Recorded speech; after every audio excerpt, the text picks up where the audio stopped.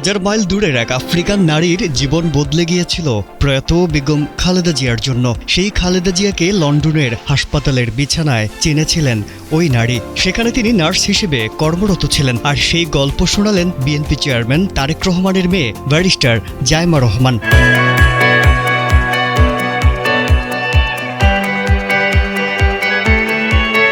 18 জানুয়ারি রাজধানীর কৃষিবিদ ইনস্টিটিউটে জাতি গঠনে নারী নীতি সম্ভাবনা এবং বাংলাদেশের ভবিষ্যৎ শীর্ষক আলোচনা সভায় বক্তব্য রাখেন। সেখানেই তিনি প্রয়াত দাদিকে নিয়ে স্মৃতিচারণ করেন। দাদু যখন আমাদের সাথে লন্ডনে ছিলেন গত বছর প্রথমের দিকে, উনি যখন এসেছিলেন তখন হাসপাতালে ছিলেন কিছু চিকিৎসার জন্য।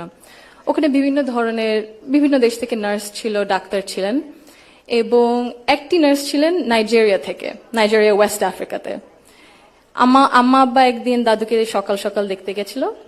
তো নার্স তারপরে বলেছে যে আমি তো আপনার মাকে চিনেছি।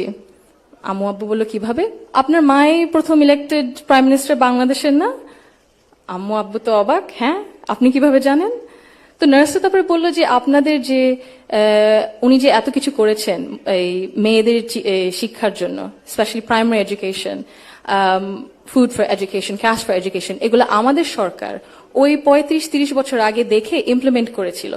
আর ওই কারণে লক্ষ লক্ষ মেয়েরা গ্রাম অঞ্চলে, ওদের দেশে গ্রাম অঞ্চলে বিভিন্ন জায়গা সদরে এখনো শিক্ষা পাচ্ছে, অন্তত প্রাইমারি এডুকেশন লেভেলে। ভবিষ্যৎ হোক নিরাপদ, বিনিয়োগ হোক বিশ্বস্ত, আর আমার পছন্দ সল্ট বে। ওয়েলকাম টু সল্ট বে। ব্যারিস্টার জাইমা রহমান আবেগঘন বক্তব্য রাখার পাশাপাশি কথা বলেছেন আগামী দিনের বাংলাদেশের সম্ভাবনা নিয়েও। জাইমা রহমান জানান, সব প্রশ্নের উত্তর তার কাছে নেই, জানেন না সব সমস্যার সমাধান। তবুও তিনি দেশের জন্য, দেশের মানুষের জন্য ভাবেন। আমি এমন কেউ নয় যার কাছে সব প্রশ্নের উত্তর আছে বা সব সমস্যার সমাধান জানা আছে। তবু আমি বিশ্বাস করি নিজের ছোট্ট জায়গা থেকেও সমাজের জন্য, দেশের জন্য কিছু করার আন্তরিকতা আমাদের সবার মধ্যে থাকা উচিত। আজ আমি এসেছি শুধু শুনতে, শিখতে এবং একসাথে কাজ করার মনোভাব নিয়ে এগিয়ে যেতে।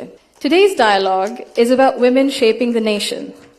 But before we speak about shaping the future, we must be honest about the everyday reality shaping women's lives in Bangladesh.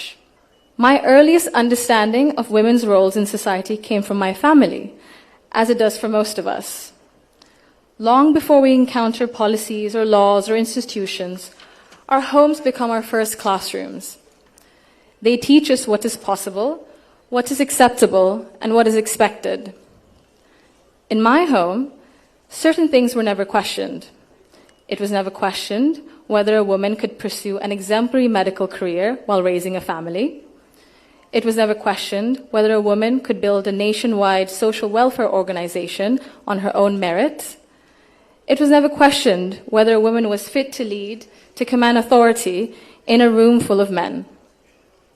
And it was never questioned whether the men in our lives would stand alongside the women in their lives as equals.